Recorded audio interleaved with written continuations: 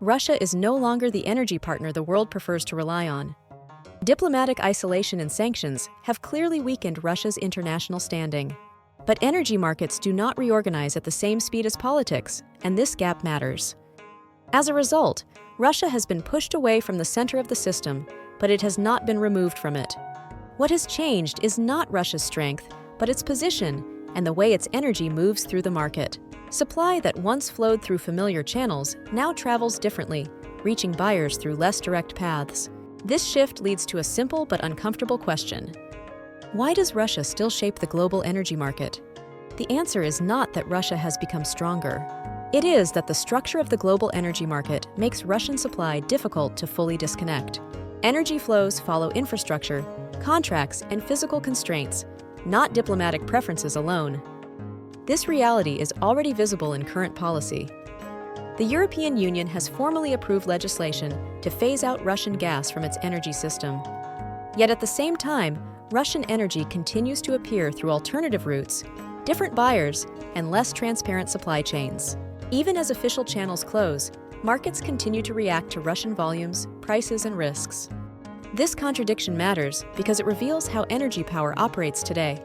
To understand it, the focus has to move backward, to the period before war and sanctions reshaped the system. Only then does it become clear what kind of energy weight Russia once carried, and why it has proven so difficult to remove. Before the war, Russia was not an energy supplier built around a single resource. It was a diversified energy producer with multiple pillars supporting its position in global markets. Russia produced large volumes of crude oil, exported refined petroleum products, supplied pipeline natural gas, and was expanding its liquefied natural gas capacity at the same time. This combination mattered because it gave Russia flexibility. Oil could move by sea, refined products could reach different markets, and gas flowed directly into Europe through fixed infrastructure. In natural gas especially, Russia was not operating at the edge of the system. It was embedded inside it. For years, Russian pipeline gas was a structural component of Europe's energy balance. At its peak, Russia supplied more than 40% of the European Union's gas imports. This was not a marginal trade relationship. European utilities, industries, and households were all connected to Russian gas through long-term contracts and physical pipelines. In practical terms, Russia was not supplying Europe through a single route. It was connected through multiple corridors, multiple contracts, and multiple layers of infrastructure. That is why Russia functioned less like a distant exporter and more like an internal supplier within the European energy system. This context explains why the change that followed was so disruptive. When Russian gas flows declined sharply, the issue was not that Russia ran out of energy.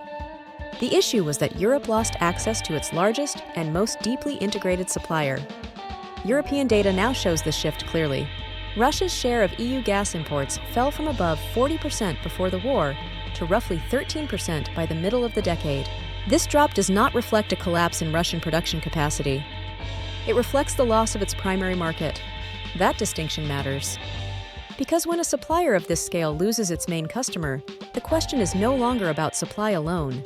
So the real question becomes why and how such a deeply embedded energy relationship began to unravel. The answer begins with what happened after the war between Russia and Ukraine began.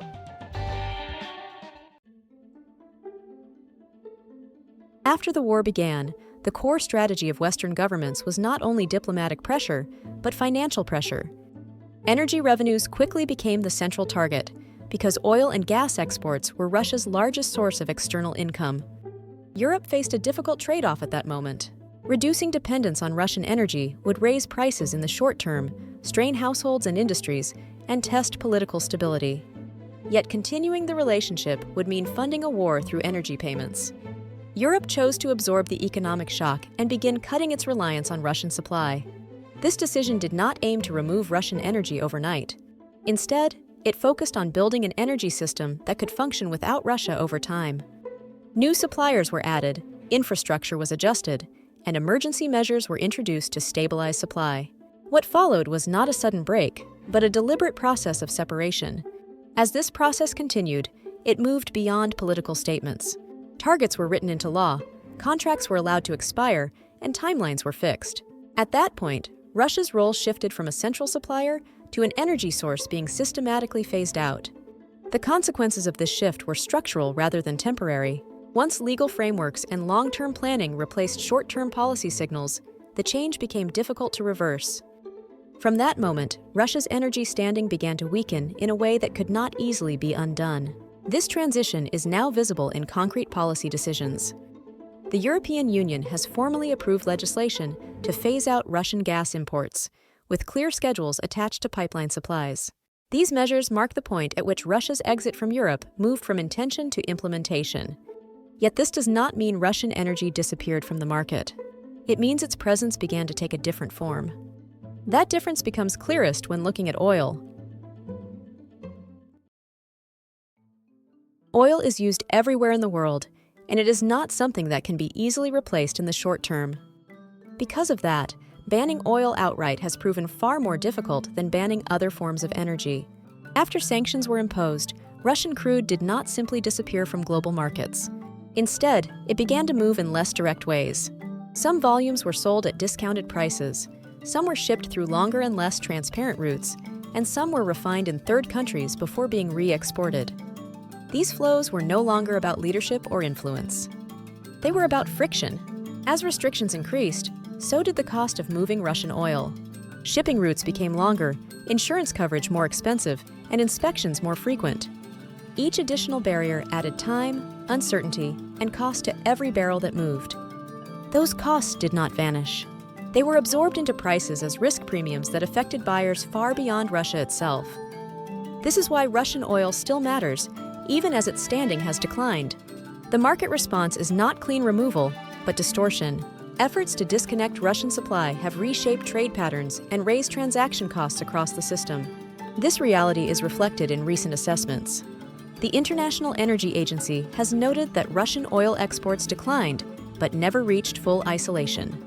And in early 2026, the detention of Russia-linked tankers in the Mediterranean highlighted how much of this trade now relies on irregular logistics networks. These incidents do not signal control. They signal persistence under pressure. This brings the focus to the next question. If oil continues to move in this way, does gas and liquefied natural gas follow the same path? The answer reveals where Russia's energy standing has declined most clearly.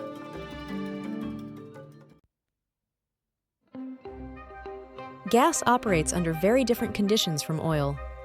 While oil can be rerouted across oceans and markets, gas depends heavily on fixed routes and long-term infrastructure. That dependence makes gas far less adaptable once political and regulatory conditions change. In pipeline gas, Russia has already lost Europe. This loss is not temporary, and it is not driven by short-term market pricing. Pipelines connect specific suppliers to specific buyers, and once those links are broken, they are not easily restored. Europe did not simply reduce volumes. It redesigned its energy system to operate without Russian gas. This marks a structural break. Even if geopolitical conditions were to shift, the infrastructure, contracts, and legal frameworks now point away from Russia. In this part of the gas market, Russia's decline in standing is not gradual or reversible. It is locked in. Liquefied natural gas presents a different picture, but not a recovery. Russia has not been completely excluded from LNG trade, and some volumes continue to move. However, Russia's LNG operations depend on advanced technology, specialized vessels, financing, and insurance. Access to all of these elements is now constrained for Russia. Because of these limits, Russian LNG does not function as a substitute for the loss of Europe. Expansion remains slow, capacity is capped, and long-term growth is uncertain. Rather than restoring influence, Russian LNG exposes how narrow Russia's remaining options have become. Recent developments make this clear. Europe's gas phase-out schedule shows that Russian gas has been institutionally pushed to the margins of the European market. At the same time, limited deliveries from Russia's Arctic LNG 2 project into parts of Asia illustrate a different reality. But these shipments do not signal success or adaptation for Russia. They show how difficult full disconnection remains, even as Russia's overall position continues to weaken. This distinction matters. Russia is not reshaping gas markets from a position of strength. It is operating under tighter constraints, with fewer buyers, fewer routes, and less leverage than before. From here, the question naturally shifts. Why does a country with such a reduced energy standing still manage to unsettle global markets today? The answer lies not in strength, but in how energy behaves when a major supplier is pushed out of normal channels. As Russia moves further away from the role of a conventional supplier, energy flows do not disappear. They become less transparent. Instead of moving through established routes and predictable contracts, energy begins to travel along longer paths.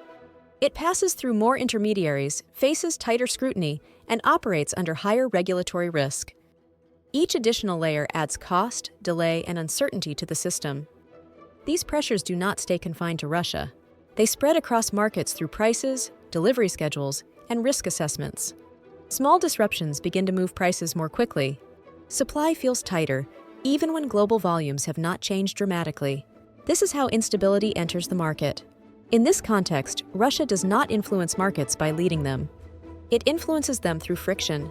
The process of excluding Russian supply has made energy trade more complex and more expensive. That complexity shows up as volatility, supply anxiety, and persistent tension across global markets. Recent developments illustrate this dynamic. Efforts to tighten enforcement against shadow tanker fleets have not immediately removed supply. Instead, they have increased transportation risks, raised insurance costs, and added uncertainty to delivery timelines. The result is not clarity. It is a market that reacts more sharply to every new signal. This is why Russia continues to matter, even with a much lower standing than before. Not because it has regained control, but because the path of removal itself has reshaped how energy moves and how markets respond. From here, the next question becomes how this structure settles over time. The likelihood of Russia returning to its pre-war energy standing is low. The conditions that once allowed Russia to operate as a central supplier no longer exist in the same form.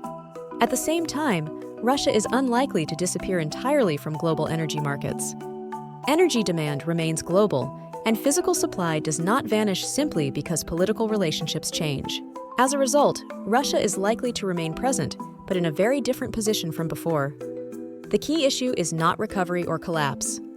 It is how a reduced standing becomes fixed into the structure of the market. Rather than returning to the center, Russia is more likely to remain a peripheral supplier, operating through less conventional routes and more restricted arrangements. Sanctions play a central role in shaping this outcome, but they do not fully remove Russian energy from circulation. Instead, they lock in patterns of discounts, indirect trade, and limited contracts. These arrangements reduce leverage, limit growth, and keep Russian supply at the margins of the system. This is why Russia continues to reappear as a market variable when conditions tighten. During periods of supply stress, Russian volumes are drawn back into price calculations and risk assessments, not as a stabilizing force, but as a source of uncertainty that markets must account for. Over the longer term, energy transition adds another layer to this picture. The gradual shift toward alternative energy sources reduces reliance on fossil fuel exporters as a group. This trend weakens Russia's position further, but it does so slowly. For years to come, Russian energy is likely to remain part of the system, even as its influence continues to erode. This leads to a clear conclusion. Russia's energy standing is no longer a force that shapes the world by leading it. Yet its reduced standing continues to shape markets by adding cost, risk, and instability. Understanding Russia's energy standing is therefore not about understanding one country alone. It is a way of understanding why the global energy market has become more fragile, more complex, and more unpredictable than before.